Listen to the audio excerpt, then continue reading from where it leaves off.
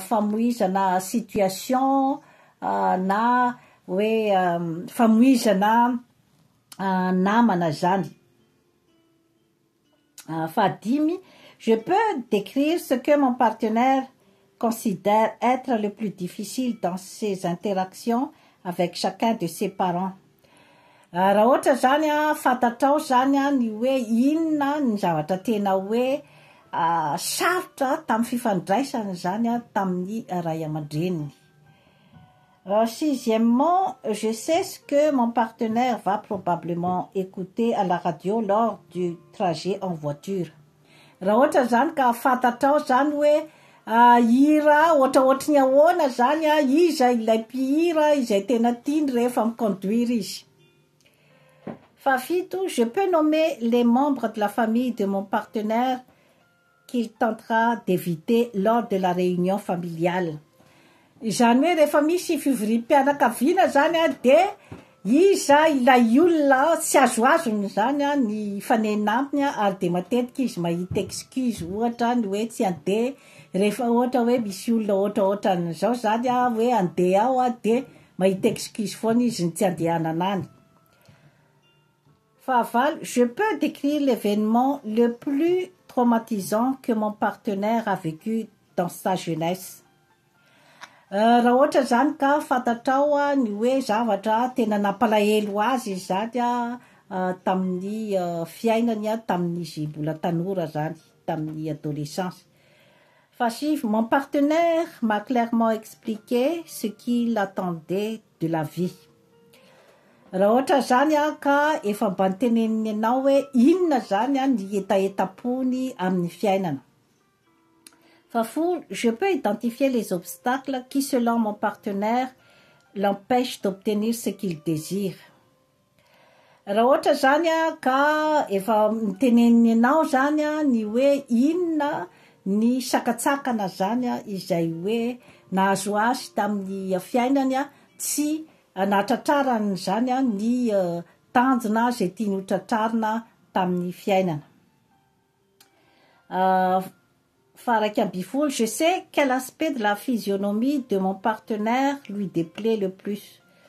Raha ohatra zany efa niteneniny anao hoe inona amin'ny tenany zany tsy tiany, ohatra mitaraina aminao izy hoe tsy tiany ny sofiny, ohatra hoe mitaraina aminao izy hoe tsy tiany ohatra ny vavany, ohatra ny masony na ny physionomiany en général, ny kibony ohatr'izay.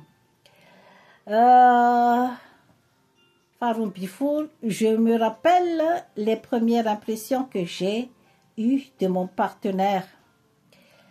Zany hoe taminareo vao nifankahita voalohany zany de tadidinao ve ny fombafombany, faly ve izy, sa indifférent ve izy, sa ahoana zany nahatadiavanao an'izay première impression zay.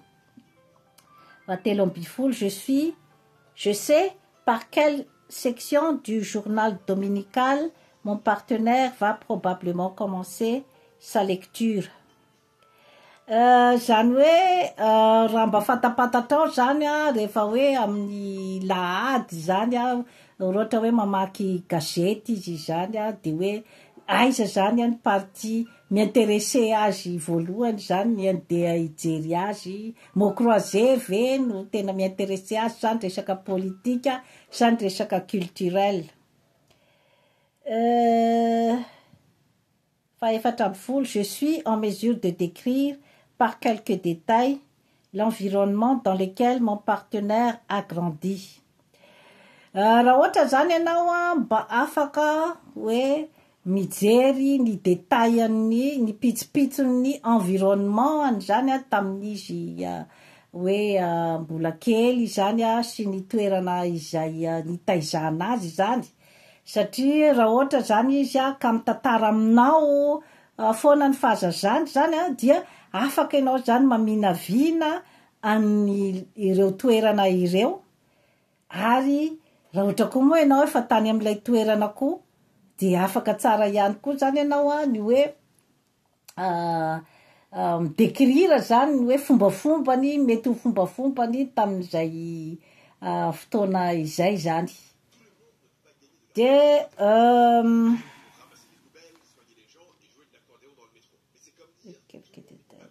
je sais ce qui fait rire mon partenaire. Ianao ve zany mba afaka mahafantatra hoe inona ny zavatra mampiomehy azy zany e. Numéro 15 io zany. Numéro 16, je sais ce qui est le trait de caractère chez mon partenaire dont ses parents sont le plus fiers. Inona zany ny hoe zavatra any aminy zany zay hoe mahafiera ny ray aman-dreniny satria zany zavatra rehetrarehetra izany dia zavatra tantarainy ianao zany raha ohatra ka tiany ianao tantarainy ny enfance-ny, tantarainy ny jeunesse-ny ary raha ohatra ny ray aman-dreniny mbola velona eo dia hitahitanao ihany koa zany amin'ny fifandraisany zareo zany izay karazana information izay. Fafito ambin'ny folo, je peux décrire 2 ou 3 décisions que mon partenaire a prises avant notre rencontre et qu'il regrette maintenant, et mon partenaire peut faire de même. Zany hoe ianao ve zany afaka hoe raha ohatra zany nisy fihetsika izay hoe nanenena n'ilay partenaire anao zany, ilay vadinao tamin'ny ianareo vao nifankahita voalohany zany, de nanenenany zany ohatra hoe niteny zavatra anankiray na fihetsika izay nieritreretiny angamba hoe mety miblesse anao ilay fihetsika na ohatr'izay zany de ohatrany hoe mbola pasehivony zany zay zavatra zay taty aoriana zany. 18, je sais ce que mon partenaire va probablement commander au restaurant. Rehefa mandeha any amin'ny restaurant zany nareo de mba fatapatatrao ve hoe inona foana matetika zany no zavatra commandiny. 19, je peux citer 2 ou 3 phrases ou mots que mon partenaire ne dit qu'à moi et à personne d'autre au monde.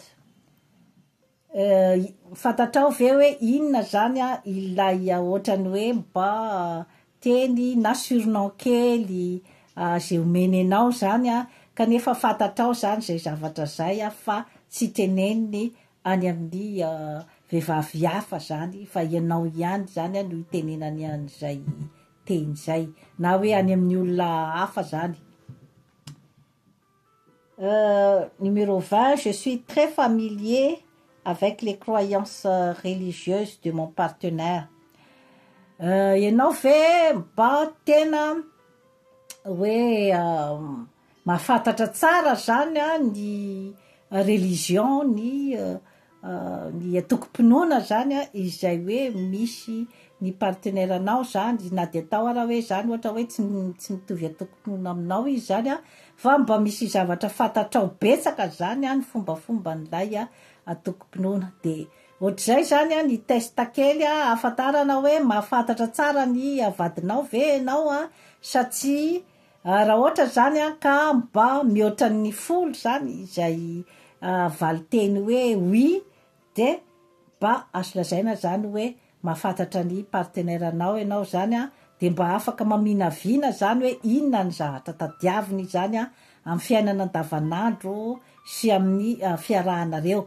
Fa raha latsaky ny folo kosa zany izay hoe fahafantaranao azy zay ny nombre ny vrai zany amin'ireo fanontaniana ireo dia mametra fanontaniana ihany zany ianao fa tsy tena fantatrao ny olona izay miaraka aminao soit izy tsy de mitantara firy satria matetika zany raha araky ny hoe fikarohan'ny docteur Phil zany de izay zavatra zay zany tokony raha ohatra zany lehilahy tena tianao izy zany de tokony ilaza an'ireo karazana information reo zany aminao na amin'ny alalan'ny fiesika io zany na amin'ny alalan'ny fitantarana io zany fa raha ohatra kosa zany izy tena tsy mitantara mihitsy izy zany dia mahay mahina ihany.